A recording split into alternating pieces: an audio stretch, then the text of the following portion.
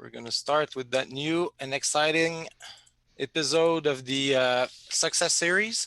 So today the concept, it's a customer showcase. So we're happy to have you guys with us. Before I introduce you, I'm just going to go through a couple of slides, put everybody in context, and then we'll go in with more detail, and you will speak first. So where we are in our success series, at this point, we're doing the first customer showcase on our business development module. We're going to take a small break and we're going to come back if you guys like the format, and if we have people interested for us to continue in January, we're going to go in and we're going to move with the project management modules, which I believe is one of the most anticipated modules. Next, we're going to have a few weeks to get ready for you guys.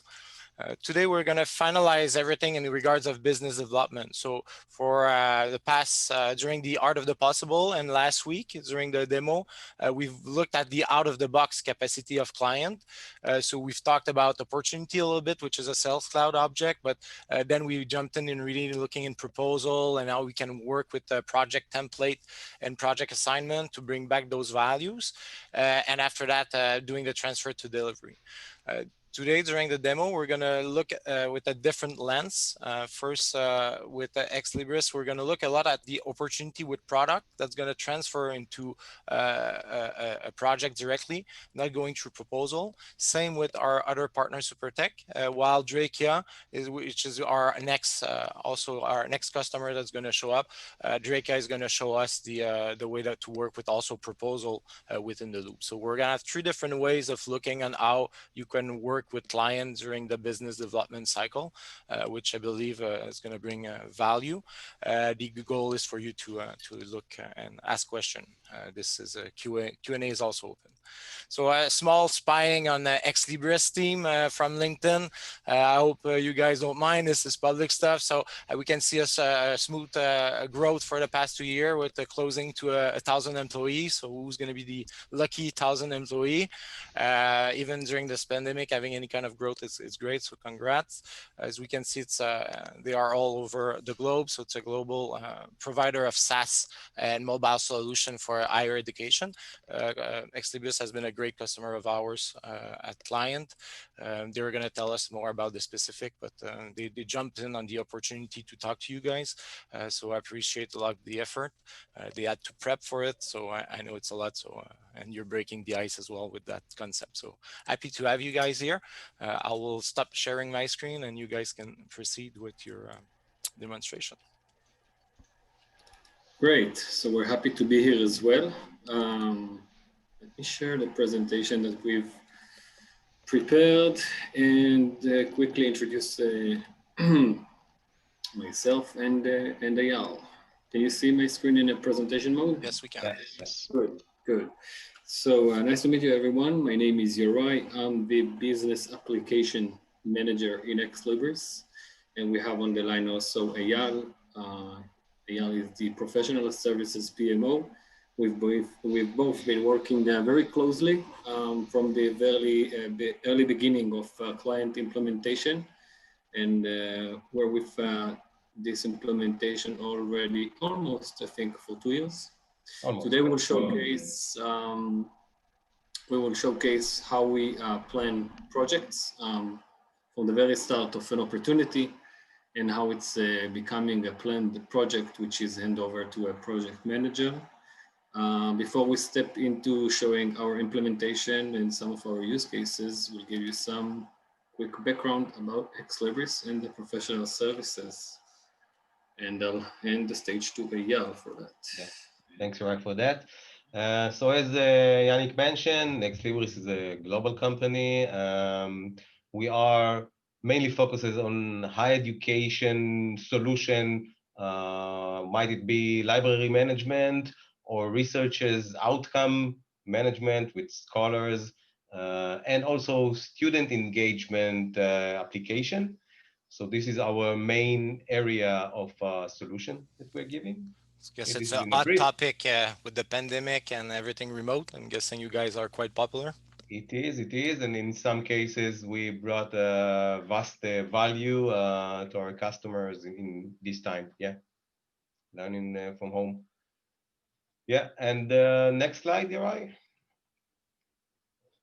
You can go over the numbers. This is just location, number of institutions. So we are very have a presence global in many institutions and main libraries and universities. As for PS and also related to the PSA itself, global PS is a global unit. We have 4 main regions, and in each region we have 4 main resource role, like project manager, implementation consultant, migration consultant, authentication, and some others, but those are the main one. And also we have around 20, more than 20 different teams to manage. So it's a large group of people that we need to manage and maintain globally. On a daily basis, we have more than 150 users entering the system, updating stuff, planning, reporting, dashboard, connecting to finance, whatever. All those activities happen within the PSA. This is our core system. This is the go-to system whenever we want to add any application and enhancement. Another click here, right? So you can see also we are working with many projects. Okay, it's a global one, of course. Some of them are larger, some of them are smaller. You can see around 300 projects a year, and number of institution is about 800. So some projects are what we call multi-institution. So we have one opportunity, but a lot of institution around it. It's more complex. It's longer project with a lot of resources that we need to manage, to plan and to manage as well. We have around 10 different products that we manage, and with those we have more than 30 templates that we are using. Might it be different method or different combination or different size of projects. So within the template we are managing also the resource and the duration, the effort, and so on. So this is incorporated in those templates. It's easier for us to start the project. And Uri will show how we're using it by selecting the one that we need for specific one. So this is in a nutshell, some figures just to get the sense of what we're dealing with. We're not like 5 employees that we need the system. It's much more mass production, let's call it like this. Yeah. Visibility is becoming a key here. If you're not able to forecast or foresee or being able to assign, I'm guessing. Yeah, and we can see later our utilization dashboard when we, based on this, taking a management decision what to do with our workforce. Yeah. Awesome. Thanks a lot. You're right. Yeah, thank you, Eyal. So we can see on this screen, basically we have 2 streams, the stream of an opportunity and the stream of a project. Now, our use case is perhaps a little bit different than others, but we're basically creating a project already whenever the opportunity is in the pipeline and in a mature stage in the pipeline. And once we have a project created, we will see that very shortly. It's being assigned to a resource manager within the specific region, and there are certain actions that he or she is doing, basically assigning the template and assigning the resources that fits for this specific opportunity and this specific customer and its preferences. And we basically tie between the two. So we have some sort of an automation. So whenever the opportunity is actually closed, the project is already automatically progressed into status booked, and we can then hand over the project to a project manager. Without further ado, I'll switch screen and share Salesforce.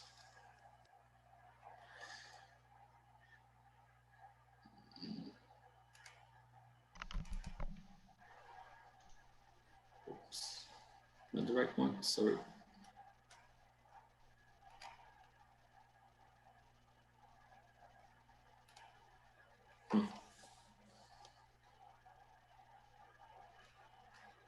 sorry, too many windows open. Yeah.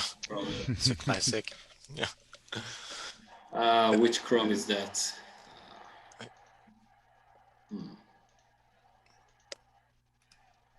Just gonna let you focus. Here we see a client website. Not that as well. Sorry. One more time.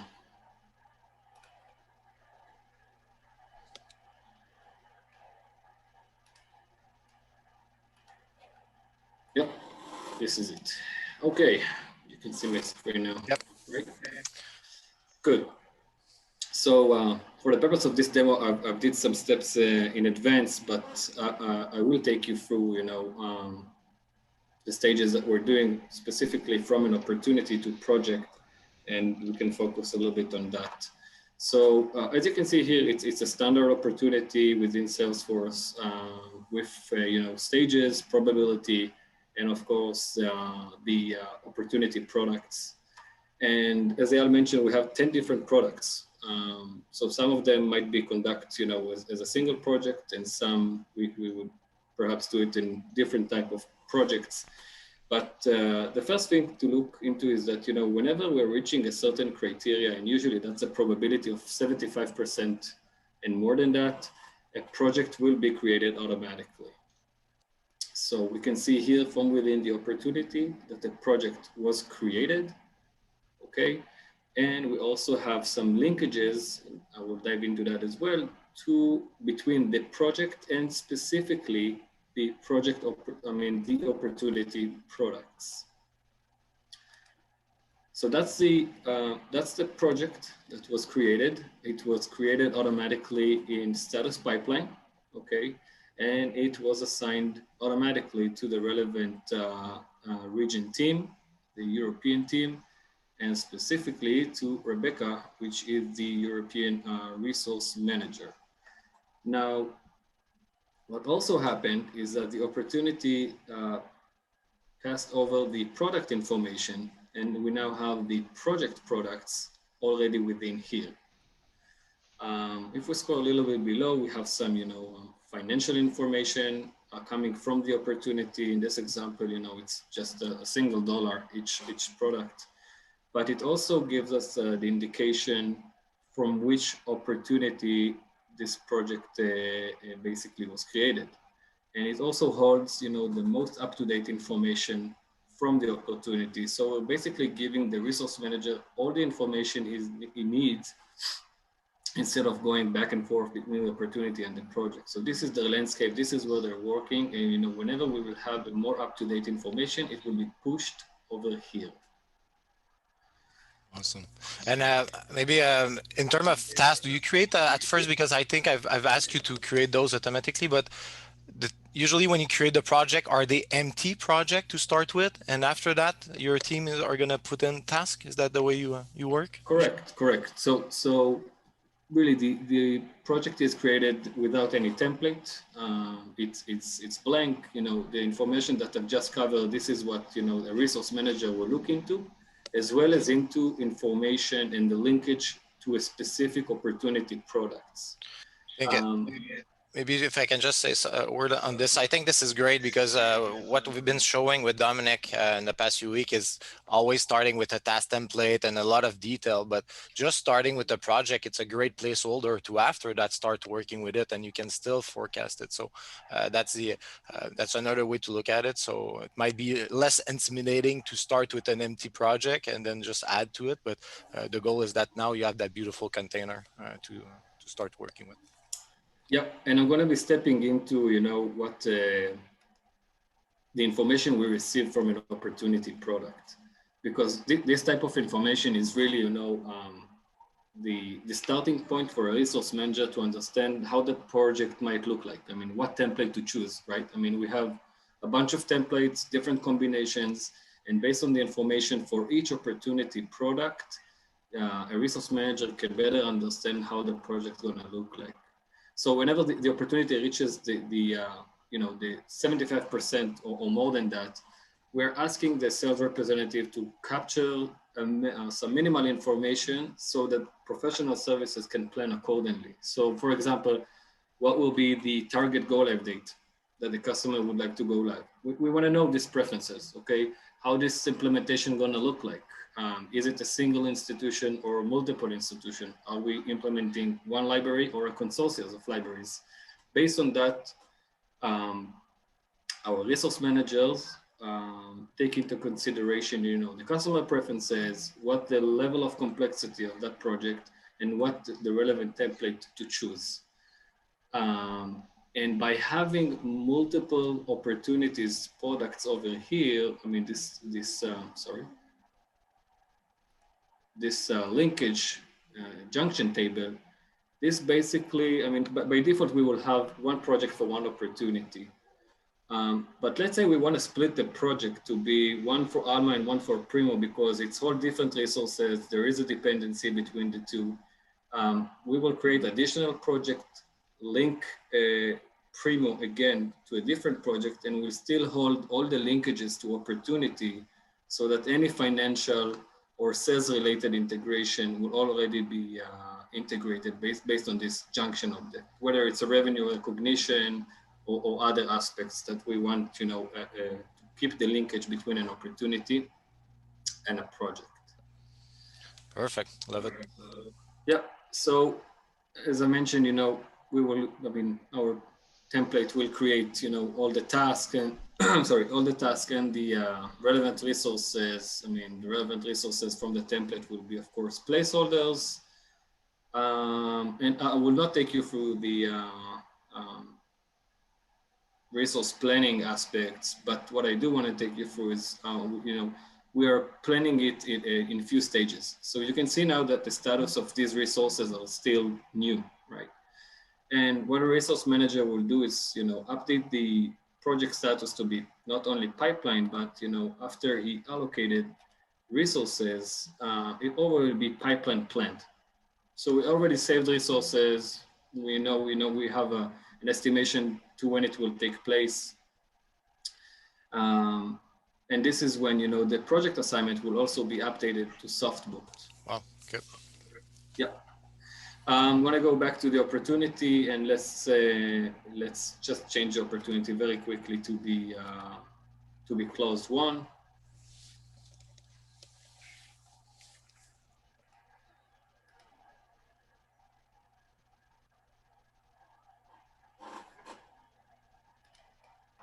Great. And I'll go back to the project,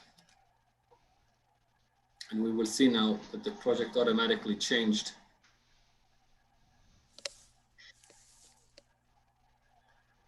to status booked. The sub status, as you can see, is now pending regional location.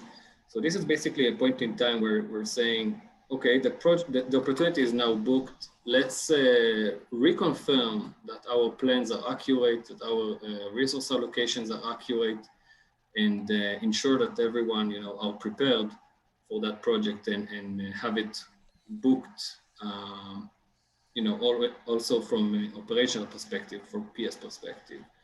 So we can assume, that there might be some changes, but eventually the resource manager will change the status to booked, substatus planned.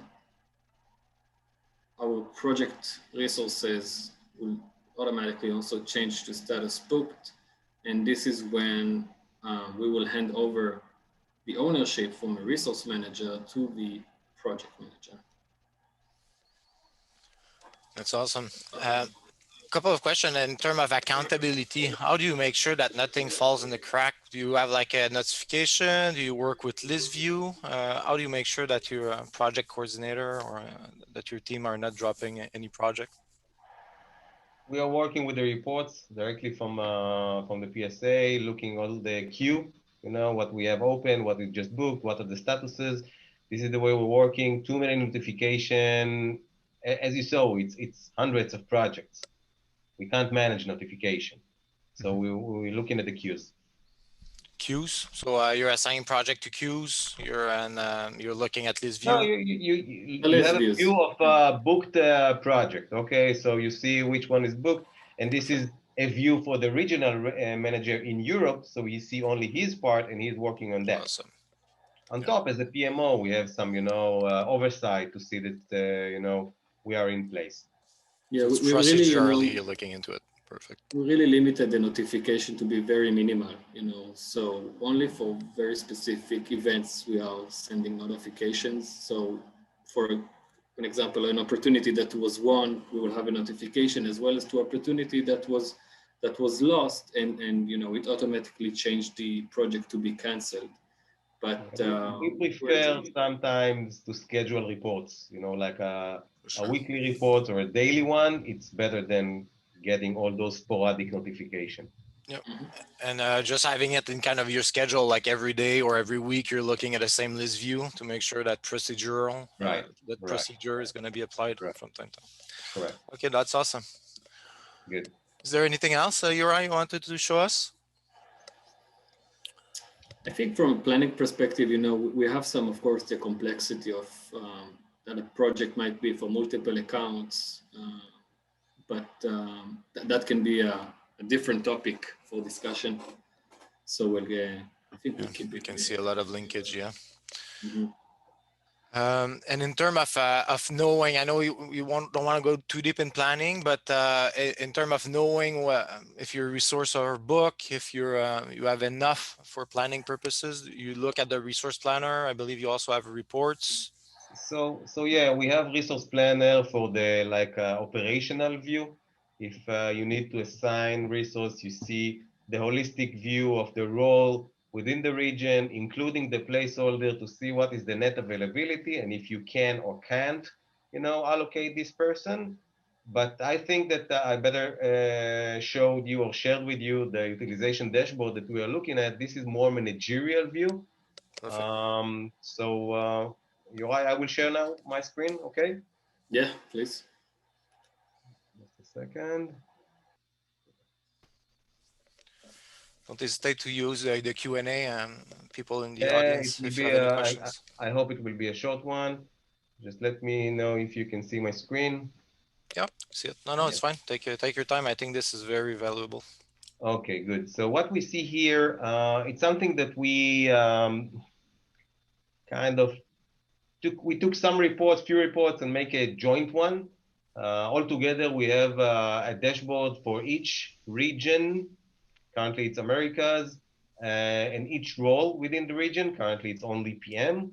We can see signed and pipeline all together, and we converted it to FTEs, mainly taking the work schedule, the monthly schedule, and then divided by, in most countries, it's 40, but in some cases, it's 37 or 42.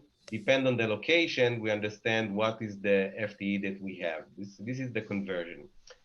For each month, what we can see, America's PM, sign and pipeline, we can see the 90% net availability. This is what we are planning. This is the target, okay? So net availability is the all the availability minus the PTO. Okay, PTO is not there. If you are a manager, we set it like for work schedule of 50% and not 100%. So it's taking into consideration all of this and setting it only to 90%. On the left three columns, what you can see against these 3.7, we can see what is the schedule, okay, for all employees within this region, okay, we need to schedule for a project within this region in Americas. If you schedule for a project outside this region, it's only 0.7 FTE. It's also here, but you can see it's a different column. In other, I don't know, roles, it's more significant. Here it's less significant. And the third one is internal task for learning, for other activities that you are doing, but these are internal, not non-billable activities. So you can see, what is the gap, and in this case, it's negative gap, okay, in December, but we can cover those in other regions. So this is just a one region view. You can see Other regions, keep in mind, it's sign and pipeline, so we're not committed for everything. We know that pipeline is somewhere in between. We have the similar report or dashboard for sign only, so we can see, and then we can see, how it's working for us. Also, it's just 90% and not 100%, so we can play with it. Based on this report, and you can see that we can extract the report for more than 1 year, but it's most significant in around 9 months from now. We can see a clear view of how we are utilized, and we can see that we are in some cases more than 100% utilized, and only in September we can start seeing a dip, but new opportunity will come, a new project will be booked, so it will be equalized. But when we are coming to a budget discussion to understand which role we are looking for next year, or from which region we can take this role or other role, or what kind of balancing we're doing, this is the place that we are going for. And the language is FTE, which is make more sense to managers instead of, I have 10,000 hours versus 9,000 hours. So this kind of language is not the language that management would like to see. The conversion to FTE brought a lot of value to the discussion. Now we can say, okay, I'm missing one FTE here, two FTE there. Okay, or I have a gap, I can use it or shift it to other region. This is the discussion, and it's a monthly discussion that we're doing. Of course, it's open every time, but it's a monthly discussion that we're doing. This is incredible. When I first saw that first report, for me, there's a ton of value. I'm sure I'm looking at the list of name of attendees. I'm sure there's a lot of jealous people in there. And on top that, you can say that you are accurate, right? And up to even 9 months, you're pretty confident in your numbers, so you can forecast up to with confidence up to 9 months. That is also awesome. At Drakya, we're struggling with the 4 weeks, 6 weeks. We're getting better every week, but being able to see the future, it's amazing. Yannick, keep in mind our projects are about, I don't know, 6 to 9 months, and sometimes even longer. So, we can predict that very good, and we have the confidence and also the history. It's not new product that we are installing. When we are introducing every year a new product, and this is a learning curve. Okay, so you can say for those new product, the confidence is not very high. For those one that we're seeing here, we have a high confidence on the numbers here and on the planning. But when you can repeat your implementation, then you get that confidence. Before it's more, you play a little bit more with the numbers you see. Yeah, it's not because those projects are implementation. It's not involved, mainly not involved development. We're not developing per project. So it's kind of repetitive. Like, as I said, it's like a mass production.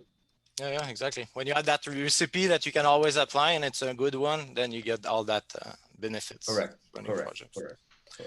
That's awesome. I really appreciate what you guys have shown us. It's amazing. I love that dashboard. We definitely need to look into giving everyone a set of that kind of dashboard to out of the box for sure. Great. Okay. Good. Thanks a lot. If Yorai, anything else? We're good? We're good. Perfect. Thank you very much. I'll I think it's you, Dominic. Yeah, Dominic. We're going to switch to Dominic. We're going to do two things. Dominic is going to show us another customer of ours called Superteck. It's a Quebec firm. He's going to get into the detail. Dominic is going to do a demo for the customer. We ask in advance. And after that, I'm going to do a small demo on how Drakya is doing things internally as well. Don't hesitate. The Q&A is open. So don't hesitate to ask any question. And Dominic, up to you. Thanks, and thanks guys from Ex Libris. That was a very interesting demo. Very interesting to see people that are pushing the limit of the software. So thanks for that. So yeah, Superteck, one of my 30 favorite customer. It's a customer from Quebec, which is interesting because we can talk in our native language, also some kind of weird dialect from Quebec. So they're a company that we're a family company, 25 years or plus in the making, and they went national. It's an ever-growing company. They're now 4 sister companies that it comprise within Superteck, and they are into the building envelope consultancy. So it's a very different game than the SaaS PaaS and the other ones, but it brings different challenge based on other constraints. Yeah. On that, yeah, we had Ex Libris, which is a SaaS business, software business. We have Superteck, which is an engineering firm, and they have people on the ground doing some investigation. And after that, we're gonna have Drakya, which is a pure consulting company. So we have the 3 different stories that we mainly cover with client.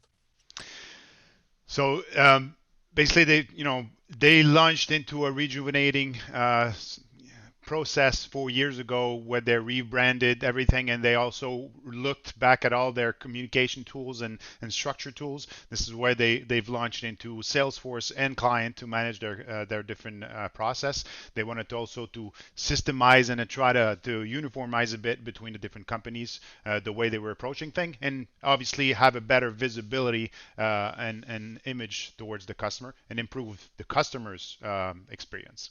So it's going to be a short, basically a review of what was done for them. And one of the 2 things, or it was a lot, but one of the 2 things that they were looking into here, the biz dev, was how can we, there's a lot of requests that comes in. Some of them are long plan, but some of them are kind of emergencies. They're in the roofing and building envelope. So if you're into your Christmas party and it starts leaking, sometimes there's some stuff that needs to be done quick, and there are long planned project that needs to be also considered. So they had a variation of types of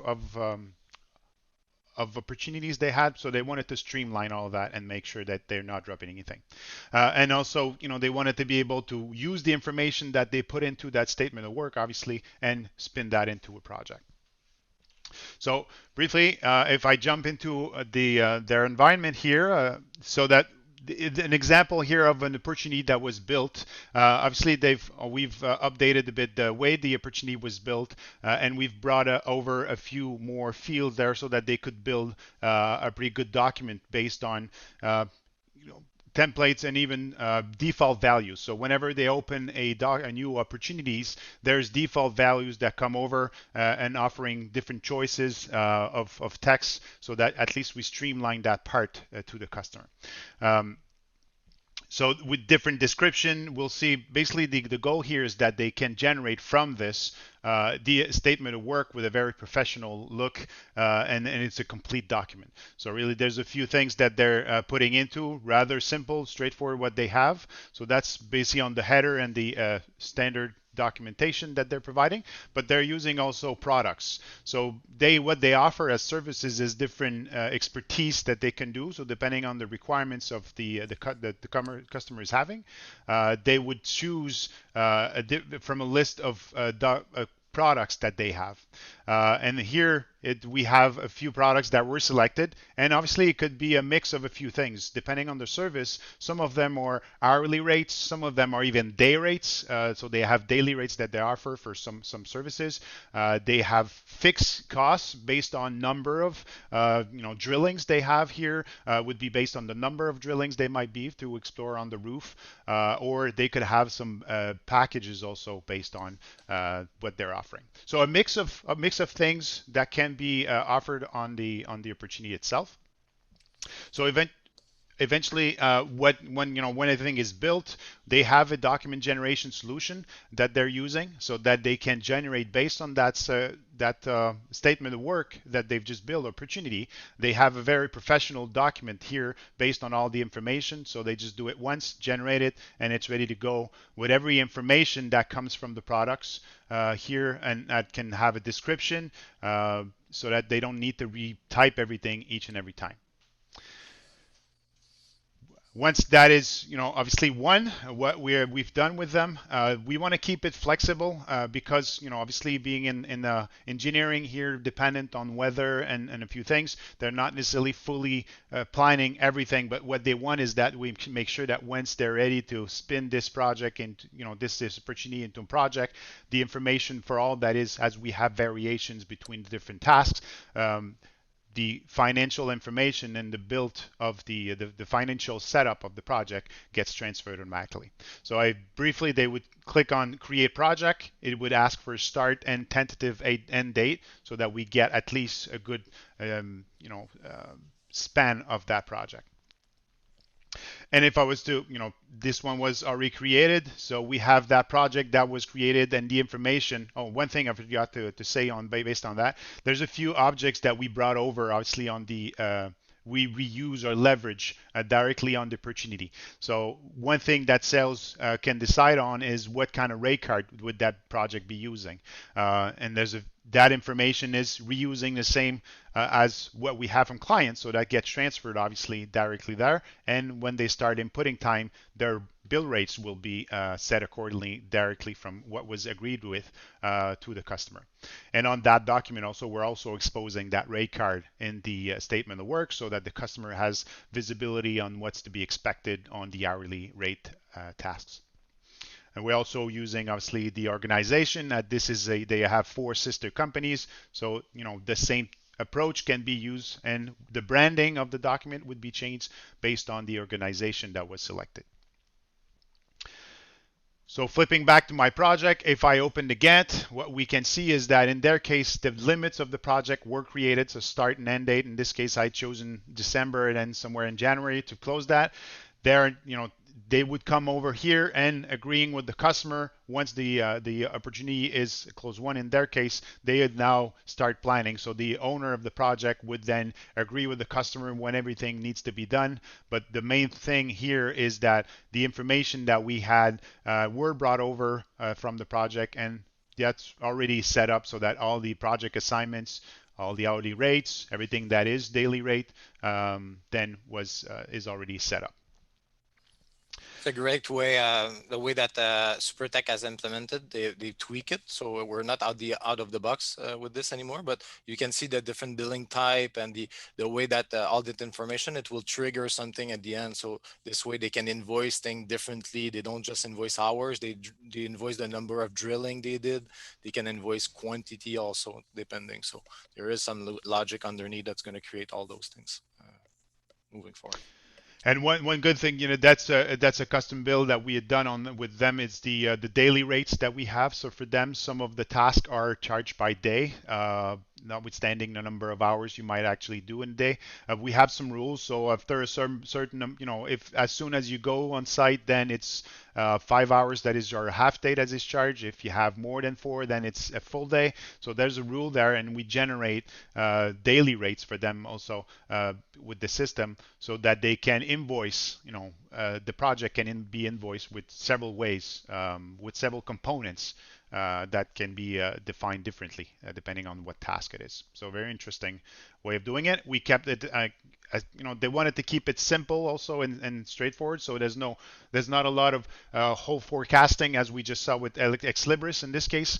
Obviously, as outside, you may plan to do something one day on the roof, but it's raining, so you just need to keep it flexible. For them, it's very living. They would go in there and adjust and plan for the next week. So that's a living system in their case because of their reality. Awesome. Anything else?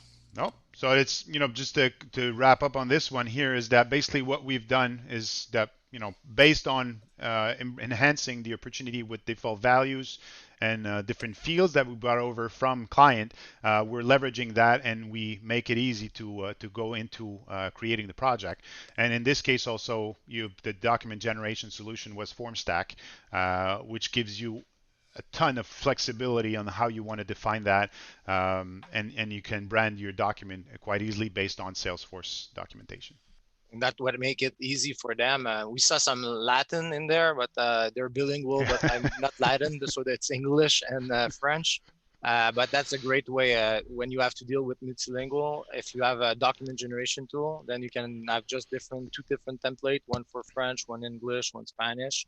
And then either with the field like we saw before, or during generation, you can select which language. This way, it helps a lot when you have to do a multilingual project. And we have so much flexibility. Also, see here tables. This is based on the rate card that we had. So really a very flexible document that makes it look like And you've done it into it's based on a Word document, right? So you just need to edit a Word document, and then you can just get any fields from Salesforce. Okay, Yep. awesome. Perfect. Thank you, Dominic. Thanks. Anything else? You good? No. Okay, so my turn now. So Dominic is. I was thinking about this since you took the role of sales now at Drakya. This is gonna act kind of a training. Show you a couple of things I didn't show you yet. Okay, so I've asked the permission of doing this. So RedPath is a client and it's a Drakya customer. So RedPath, they are a Salesforce implementation partner.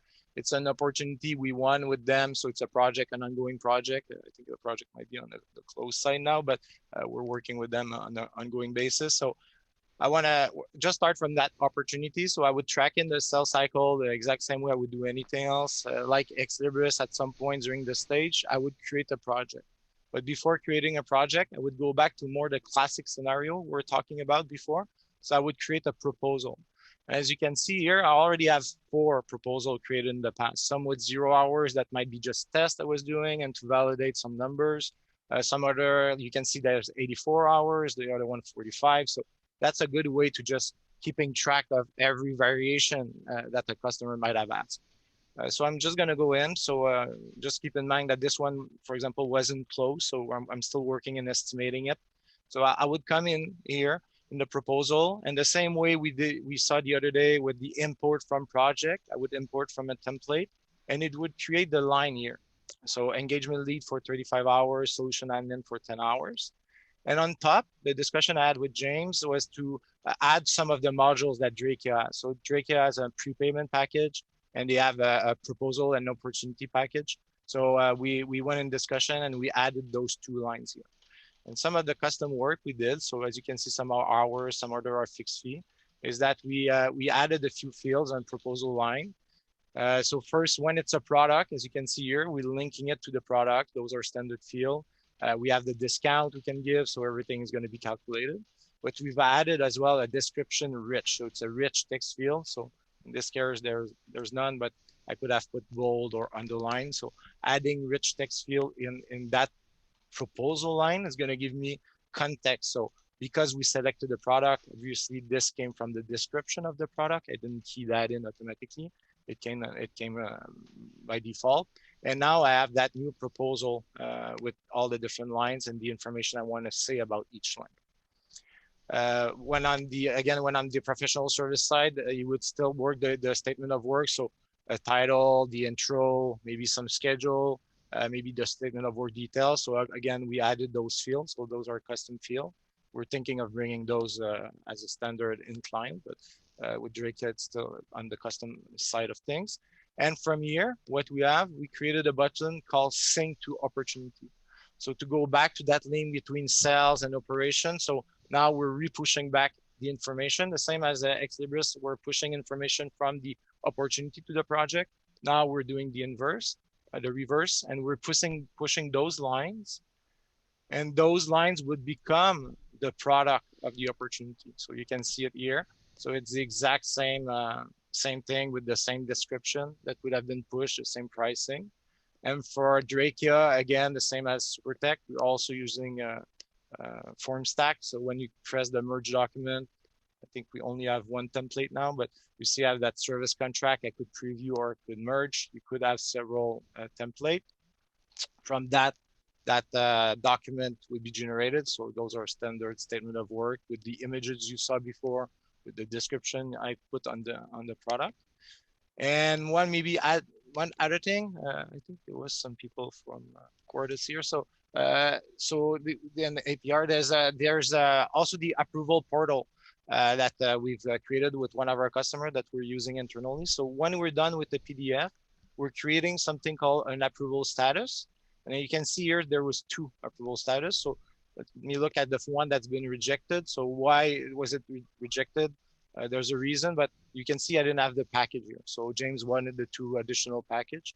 So this one was rejected, but when I go into the other one, this one was accepted. So what does it do, that approval portal?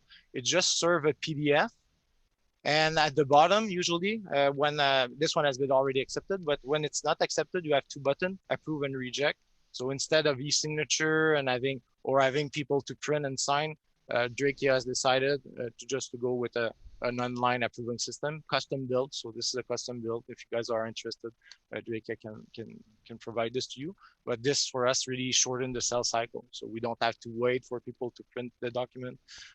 We can easily send you, and you can send back comments when there's things missing on the community and on the quote. And we do at this point still work with notification, and it does work also with chatter. So we receive chatter notification that a new quote has been approved or not. So that's kind of a summarize. Dominic, I'm not sure if I missed anything. No, I think you covered pretty well. So the same thing, like that information that was on the proposal was brought back in here on the opportunity. So this way, yes, it's double the information. Yes, you might have a sync issue at some point, depending on what, but the point is that you want sales to work efficiently with operation. So at some point, that Yannick, I have a question. Yeah, go ahead.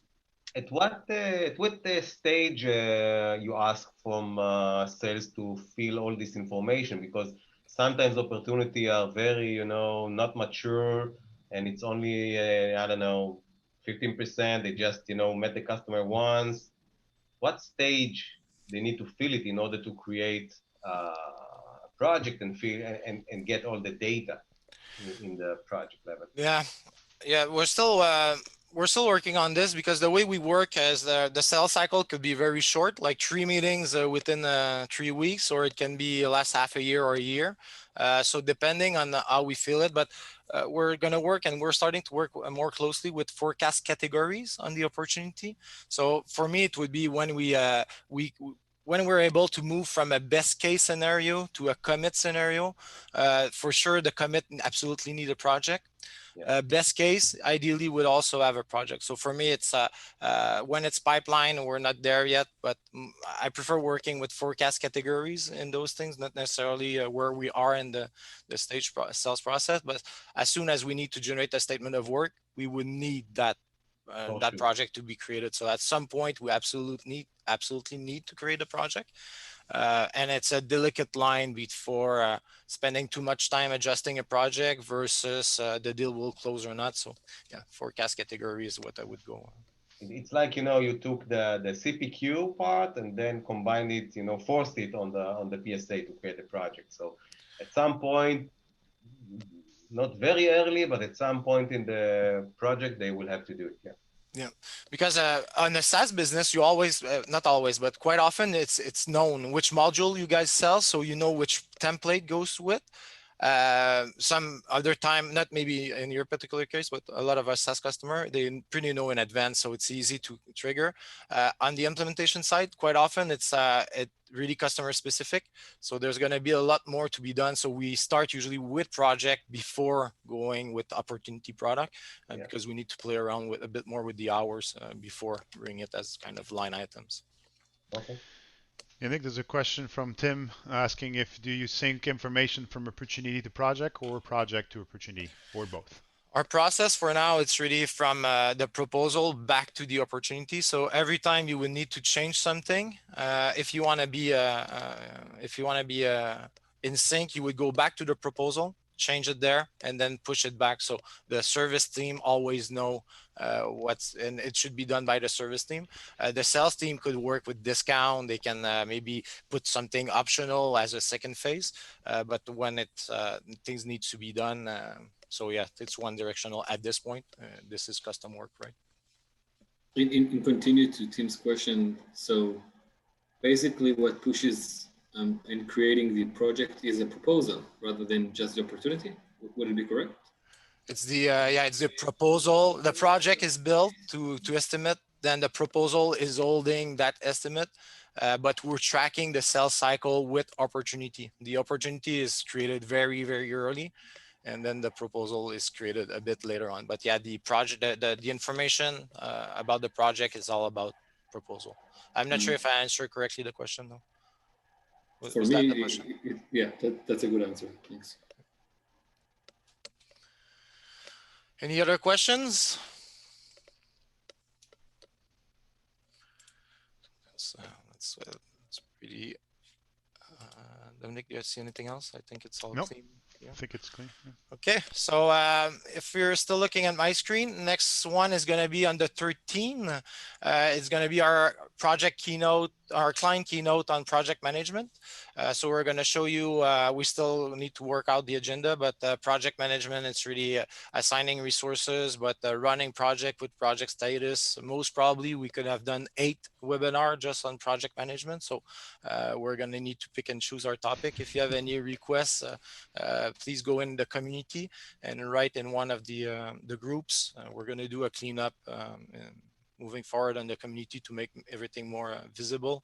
It's a bit tough to navigate at this point, but bear with us. So email or community if you want specific topic to be covered. And most importantly, Tim, you just wrote, but if you want to be part of that customer showcase, Tim at APR doing a great job at planning ahead. You're also using a daily rate. So anybody else that are interested to be a part of the customer showcase on project management, let me know as well. Otherwise, thank you for being here. Guys at Ex Libris, Yorai, Yal, it's been a real pleasure. And yeah, enjoy the break if you guys have some, and we'll see you in January. Thank you for having us. Happy holidays, everyone. Yeah, bye-bye. Bye-bye, thank you. Bye-bye, thank you.